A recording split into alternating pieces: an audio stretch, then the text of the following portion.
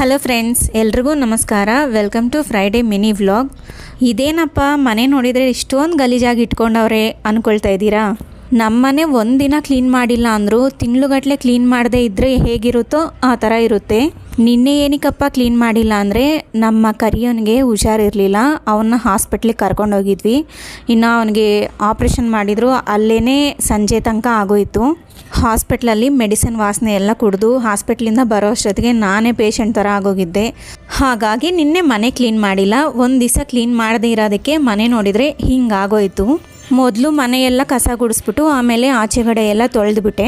ಇನ್ನು ಬ್ರೇಕ್ಫಾಸ್ಟಿಗೆ ಗೋಧಿ ಹಿಟ್ಟಿನ ದೋಸೆ ಮಾಡಿದೆ. ಇನ್ನು ಖಾರದ ಪುಡಿ ಇತ್ತು, ಅದ್ರ ಜೊತೆಗೆ ತಿಂದ್ವಿ.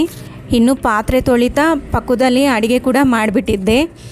ಎರಡು ಕೆಲಸ ಒಂದೇ ಸಲ ಆಗುತ್ತೆ ಅಂತ. ಇನ್ನು ಇದು ಬೇಳೆ ಸಾರು ಅಂತೀವಿ.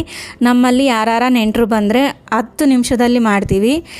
ತುಂಬ ಬೇಗ ಆಗೋಗುತ್ತೆ, ರುಚಿಯಾಗೂ ಇರುತ್ತೆ ಸಾಂಬಾರು. ಒಂದು ಸಲ ಮಾಡಿ ನೋಡಿ ನೀವು.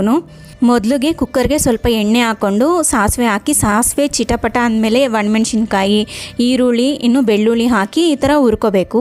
ಇವಾಗ ತೊಗರಿಬೇಳೆ ಹಾಕಬೇಕು. ಇನ್ನು ಜೊತೆಗೆ ಸ್ವಲ್ಪ ಅಕ್ಕಿ ಹಾಕ್ಕೊಂಡ್ರೆ ಇನ್ನೂ ರುಚಿಯಾಗಿರುತ್ತೆ. ಈ ಥರ ಎಲ್ಲ ಚೆನ್ನಾಗಿ ಮಿಕ್ಸ್ ಮಾಡಿಕೊಂಡು ಸ್ವಲ್ಪ ಹುಣಸೆ ಹಣ್ಣು ಹಾಕಿ ಎಲ್ಲ ಚೆನ್ನಾಗಿ ಫ್ರೈ ಮಾಡ್ಕೋಬೇಕು. ಇನ್ನು ಸ್ವಲ್ಪ ಅರಿಶಿನ ಪುಡಿ, ಬೇಳೆ ಮುಳುಗುವಷ್ಟು ನೀರು ಹಾಕಿ ಕುಕ್ಕರ್ ಕ್ಲೋಸ್ ಮಾಡಿ 4 ವಿಷಲ್ ಕೂಗಿಸ್ಕೋಬೇಕು. ತೊಗರಿಬೇಳೆನ ಅನ್ಪಾಲಿಶ್ಡ್ ತೊಗರಿಬೇಳೆ ತೊಗೊಳ್ಳಿ, ರುಚಿಯಾಗಿರುತ್ತೆ. ಇವಾಗ ಕುಕ್ಕರ್ ಪ್ರೆಷರ್ ಹೋದ್ಮೇಲೆ ಈ ಥರ ಬೆಂದಿರುತ್ತೆ. ಇದು ನೀರು ಸಪ್ರೇಟ್ ಮಾಡಿಕೊಂಡು ಈ ಬೇಳೆ ಜೊತೆಗೆ ಸ್ವಲ್ಪ ಕಲ್ಲುಪ್ಪು ಹಾಕ್ಕೊಂಡು ನಾವು ಬೇಳೆ ಮಸಿತೀವಲ್ವ ಅದರಲ್ಲಿ ಚೆನ್ನಾಗೇ ಮಸಿಬೇಕು. ಈ ಥರ ಚೆನ್ನಾಗೇ ಮಸ್ತಾದಮೇಲೆ ಇದ್ರದ್ದು ನೀರು ಹಾಕಬೇಕು. ಸ್ವಲ್ಪ ಗಟ್ಟಿಯಾಗಿ ಏನಾರ ಇದ್ದರೆ ಬಿಸಿನೀರು ಕಾಯಿಸಿ ಹಾಕಬೇಕು. ತಣ್ಣೀರು ಹಾಕಬಾರ್ದು ಮತ್ತು ಕುದಿಸ್ಬಾರ್ದು. ಕುದಿಸಿದರೆ ಮತ್ತೆ ಅದರದ್ದು ರುಚಿ ಹೋಗುತ್ತೆ.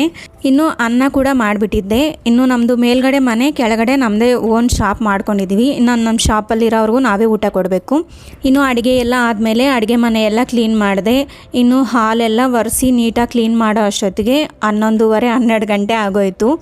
ನಾನು ಮಾತಾಡೋ ಕನ್ನಡದಲ್ಲಿ ಏನಾದರೂ ತಪ್ಪುಗಳಿದ್ದರೆ ದಯವಿಟ್ಟು ಕ್ಷಮಿಸಿ. ನಾವು ತಿರುಪತಿ ಕಡೆಯವರು, ಕನ್ನಡ ಸ್ವಲ್ಪನೇ ಬರುತ್ತೆ. ಮನೆ ಕೆಲಸ ಎಲ್ಲ ಆದಮೇಲೆ ಸ್ನಾನ ಮಾಡಿಕೊಂಡು ಪೂಜೆ ಕೂಡ ಮಾಡಿದ್ದೆ. ಇನ್ನು ಈ ವಿಡಿಯೋ ಇಷ್ಟ ಆದರೆ ಲೈಕ್ ಮಾಡಿ, ನಮ್ಮ ಚಾನಲ್ ಸಬ್ಸ್ಕ್ರೈಬ್ ಮಾಡ್ಕೊಳ್ಳಿ.